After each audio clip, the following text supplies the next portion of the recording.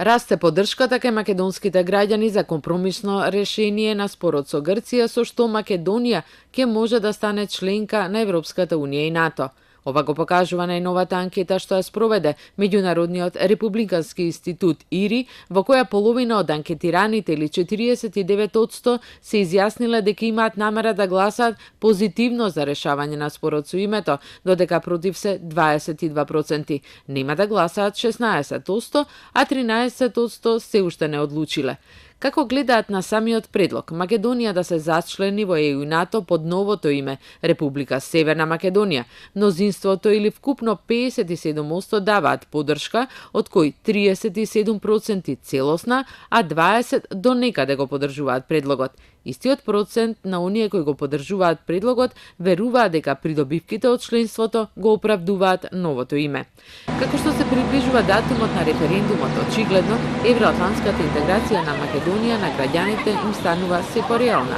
Отаму расте бројот на анкетирани кои го поддржуваат за членувањето во Европската унија. Сега 83% се изјасниле за или 6% повеќе во споредба со август 2017 или за 11% повеќе од претходната година. Поддршката за членство во НАТО и натаму е висока и изнесува 77%. Во оваа теренска анкета, спроведена од 28 јуни до 15 јули од Центарот за анкетни истражувања преку ГФК Скопје, 1100 испитаници измерене и рейтингот на партиите и политичарите. Разликата меѓу СДСМ и ВМРО ДПМН е 3% во корист на владеачката партија. Доколку денеска би се одржале парламентарни избори, за СДСМ би гласале 21, а за ВМРО ДПМН 18% од граѓаните. ДУ има поддршка од 7%, Алијансата на албанците 2%, а ДП и двете крила на БЕСА по 1%. Во споредба со последната анкета на ИРИ од август 2017, рейтингот на СДСМ и ВМРО ДПМН е зголемен за 1%. Голем е вкупниот збир на оние кои не знаат 19% и 23% кои не се изјасниле за кого би гласале.